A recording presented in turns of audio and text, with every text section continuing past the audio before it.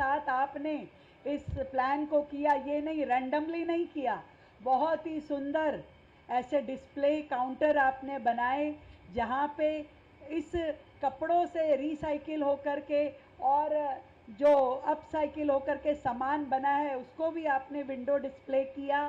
Self help group की महिलाएं वहाँ खड़ी है, देने वाला व्यक्ति तोल के भाव से कपड़े दे के जाएगा, एक सर्टिफिकेट जनरेट होगा डोनेशन का, उसके पास रहेगा कि आपने इतने कपड़े डोनेट किए, और वो समाज को और देश को काम आने की पूरी प्रक्रिया तय कर ली गई है। एमओयू साइन हुए हैं ऐसी संस्थाओं से जो इन पुराने कपड़ों को रिसाइकिल करती है या अपसाइकिल करती है। मुझे बहुत बेहद ही खुशी है कि आज हम अपने दिल्ली शहर में अपने आप में एक यूनिक प्रोजेक्ट कि इन पुराने कपड़ों को सामाजिक रूप में गवर्नमेंट के लेवल पे कलेक्ट करने का ये सेंटर खोल पाए हैं। Thank you so much Delhi metro, आपको धन्यवाद, बधाई, शुभकामनाएं। और आज दिल्ली में हमने 11 सेंटर खोलने की शुरुआत की है और पहला सेंटर मुझे खुशी है कि पंजाबी बाग में हमारे विधायक कैलाश गंगवाल जी के यहाँ और हमारी निगम पार्षद सुमन त्यागी जी के यहाँ पे हम खोल रहे हैं। और मेरे सामने हमारी बहन मीना गुप्ता जी जो महाराजा अग्रसेन हॉस्पिटल की अध्यक्ष हैं, नीलम गोयल जी जो श्यामा प्रसाद मुखर्जी कॉलेज की प्रिंसिपल हैं। आप सबसे भी मैं निवेदन करूंगी कि ऐसे समाज के सब लोगों को यहाँ जोड़ें जो अपने पुराने कपड़े यहाँ डोनेट करें। और पंजाबी बाग वाले तो ज़्यादा डोनेट कर सकते हैं, पुराने क्या वो तो नए भी डोनेट करते हैं, पर कम से कम पुराने यहाँ दे सकते हैं और वो रिसाइकिल होने की प्रक्रिया में लोगों को रोजगार मिले, लोगों को काम मिले। मैं तो ये चाहूँगी कि यहाँ से परचेज भी आप करें। अभी दिवाली जैसा बड़ा त्यौहार हमारा आ रहा है, मैंने शालिनी जी को कहा है कि दिल्ली सरकार इस बार इन्हीं प्रोडक्ट को खरीद के जो हम गिफ्ट बांटते हैं उसमें इन्हीं प्रोडक्ट का इस्तेमाल करेंगे। हमारा समाज भी इन प्रोडक्ट को इस्तेमाल करे ताकि आम के आम और गुठलियों के दाम। तो ऐसा काम हो जाए कि कूड़े के पहाड़ पे ये कूड़ा जाना ख़त्म हो और हम सब लोग मिल कर के, देखिए बहुत सारी चीज़ें हैं दिल्ली में जिसको हमें समझने की ज़रूरत है। हम लोग बिना ध्यान किए हुए अपने कूड़े को कहीं पे भी छोड़ देते हैं, फेंक देते हैं और फिर कहते हैं कूड़े के पहाड़ लग गए हैं, सरकार क्या कर रही है। मैं आप सबको ये विश्वास दिलाती हूँ कि सरकार की नीयत और नीति दोनों बहुत स्पष्ट है और इसीलिए मात्र 1 साल में दिल्ली में 3 कूड़े के पहाड़ों में से 2 कूड़े के पहाड़ लगभग खत्म हो चुके हैं, ये आपको मैं बताना चाहती हूँ। और आगे भी ये कूड़े के पहाड़ जो हैं खड़े ना हो, इसके लिए ज़रूरी है कि जितना कूड़ा रोजाना जनरेट होता है उतना रोजाना प्रोसेस भी हो। इसके लिए हम अपने वेस्ट टू एनर्जी प्लांट की कैपेसिटी बढ़ा रहे हैं। आपको ये बताना चाहूँगी कि दिल्ली में रोजाना लगभग 1500 मीट्रिक टन 15,000 मीट्रिक टन कूड़ा जनरेट होता है रोजाना, 15,000 मीट्रिक टन। और उस कूड़े में से मात्र 6,000 मीट्रिक टन कूड़ा जो है वो प्रोसेस हो पाता है। तो यानी कि रोजाना 7 से 8,000 मीट्रिक टन कूड़ा जमा होता रहता है। अब जब इतना कूड़ा रोजाना जमा होगा तो भाई कूड़े के पहाड़ तो बनेंगे ही। तो हमारे समाज की ये ड्यूटी है, सरकार और समाज मिल करके इन कूड़े के पहाड़ों को ख़त्म करने के लिए जो काम अपने लेवल पे हम कर सकते हैं वो हमें करना चाहिए। एक तो कूड़े का सेग्रीगेशन, कूड़े का सेग्रीगेशन करने में ये लाभ है कि जो वेट कूड़ा है वो अलग प्रोसेस हो सकता है, उससे खाद इत्यादि बन सकती है, और जो ड्राई वेस्ट है उसको अलग तरीके से प्रोसेस करके उसकी एनर्जी बन सकती है। अभी भी सरकार ने जो है 2 MOU साइन किए हैं जिससे कि इन वेट वेस्ट की को हम जनरेट कर सकें, इसको प्रोसेस कर सकें और उससे हम बायोगैस बना सकें। तो सरकार अपना काम कर रही है। एक और चीज़ बताना चाहती हूँ, ऐसे ही दिल्ली में गोबर की बड़ी समस्या थी।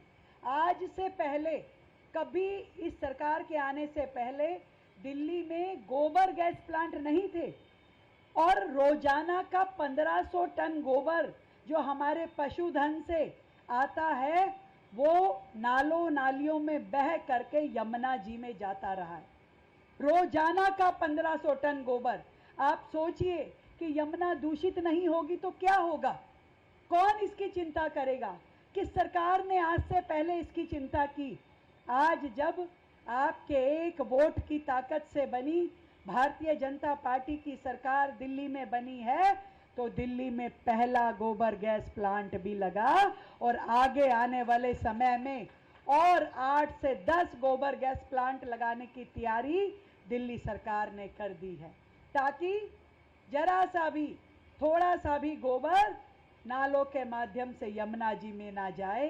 पूरे के पूरे गोबर को प्रोसेस करके हम बायोगैस बनाएं और साथ में जो वेस्ट और हो उससे खाद बनेगी। तो सोचिए कि ग्रीन एनर्जीज बनाने का कितना बड़ा माध्यम हो सकता था हमारा ये कूड़ा, जिस पे पहले ध्यान नहीं दिया गया। अब हमने ये योजना बनाई है कि ये कपड़ों को अलग से प्रोसेस करें, इसी तरीके से जो प्लास्टिक वेस्ट है उसको अलग प्रोसेस करें, वेट वेस्ट को अलग से प्रोसेस करें और ड्राई वेस्ट को अलग से करें। मलबा और मिट्टी यथास्थान जहाँ जहाँ हमारा लो लाइन एरिया है वहाँ पहुँचाए। जैसे जैसे हम इन सारी चीज़ों को प्रोसेस करना शुरू कर देंगे, धीरे धीरे दिल्ली से ये कूड़े के पहाड़ खत्म होते जाएंगे और फिर कभी दोबारा दिल्ली में वापस नहीं आएंगे। कई बार मैं सोचती हूँ कितनी छोटी छोटी चीज़ें होती हैं, जैसे हमारे भगवान जी के वस्त्र। हम नहीं समझ पाते कि जो वस्त्र हमने उतार दिए उसका अब क्या करें। वो वस्त्र भी आप इन अर्पण दान केंद्र में, यानी कि भगवान के पुराने वस्त्र भी अर्पण वस्त्र दान केंद्र में आप डोनेट कर सकेंगे। उसका भी कोई ना कोई प्रोडक्ट बना करके वापस इस समाज को दिया जाएगा और हम सबको समाधान मिलेगा कि हम क्या कर सकते हैं। एक और हमने प्रोजेक्ट शुरू किया है, उसको भी आप सबको उसको सुन के भी बड़ी खुशी होगी। जो हमारी पुरानी खंडित मूर्तियां होती हैं उनके लिए भी हमें समझ में नहीं आता क्या करें, और अज्ञानतावश हम अपनी पुरानी खंडित मूर्तियां हो या पूजन सामग्री हो उसको किसी नदी में बहा आते हैं, किसी पार्क के पीपल के उस चबूतरे पे रख देते हैं। ये क्या हमारे भगवानों का सम्मान है?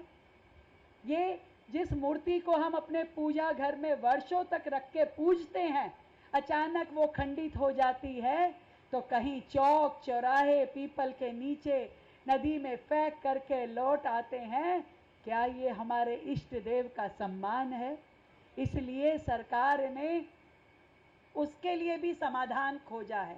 अब दिल्ली सरकार जैसे पुराने वस्त्र के लिए अर्पण केंद्र है, ऐसे ही खंडित मूर्तियों के लिए विसर्जन केंद्र खोल रही है, जो कि हमारे 250 वार्ड में 250 विसर्जन केंद्र होंगे, जहां पे लोग अपनी पुरानी मूर्तियां पूजा की सामग्री छोड़ सकते हैं और उसको बड़े सम्मान के साथ सरकार अपनी एजेंसीज के माध्यम से रिसाइकिल करेगी और उसके द्वारा बने हुए प्रोडक्ट को सम्मान के साथ उपयोग किया जाएगा। तो मैं पूरे समाज से ये आह्वान करती हूँ, दिल्ली की जनता से ये आह्वान करती हूँ कि ये छोटी छोटी जिम्मेदारी यदि हम सब लोग निभा पाएंगे तो भारत देश रोजाना इस 140 करोड़ जनता के मनोभाव के साथ एक एक कदम आपके बढ़ाने के साथ रोजाना 140 करोड़ कदम आगे बढ़ेगा और बढ़ता ही जाएगा, विश्वगुरु बनेगा। इस बात को हम सब अपने मन में गांठ बांध लें कि हम कभी भी अपने देश के किसी भी साधन का दुरुपयोग ना करें, अपने देश को वो व्यवस्थाएं दें, उस अनुशासन का पालन करें, उन सभी नियमों का पालन करें जो हमारी व्यवस्थाएं ठीक करने में उपयोगी हैं। तो आज का ये अर्पण वस्त्र केंद्र बहुत ही महत्वपूर्ण है, हम सब की साझी जिम्मेदारी है और मैं ये मानती हूँ कि इस जिम्मेदारी का निर्वाह हम सब लोग मिलके करेंगे ना भाई, पक्का सब लोग। और इसलिए मेट्रो के नीचे बनाए गए हैं कि आते जाते याद रहे, कहीं अलग से जाना नहीं पड़ेगा।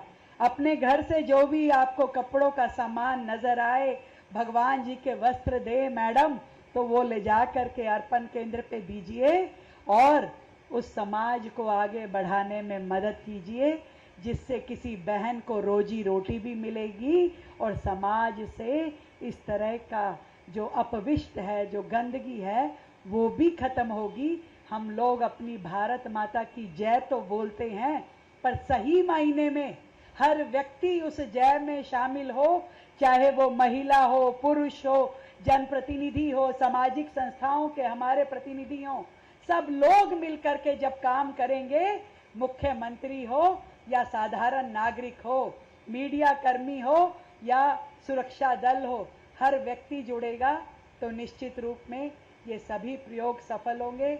मेरी ओर से फिर से हमारे महिला संगठन को बहुत ढेर सारी बधाई। मुझे पूरी उम्मीद है कि आप बड़े मन के साथ इसे कर रहे हैं और ऐसे ही करते जाएंगे और आपसे प्रेरणा पाके और संगठन भी हमारे इसमें जुड़ेंगे और आप सब लोग इसी तरीके से देश के लिए अपना सहयोग देते रहें। जय हिंद, जय भारती।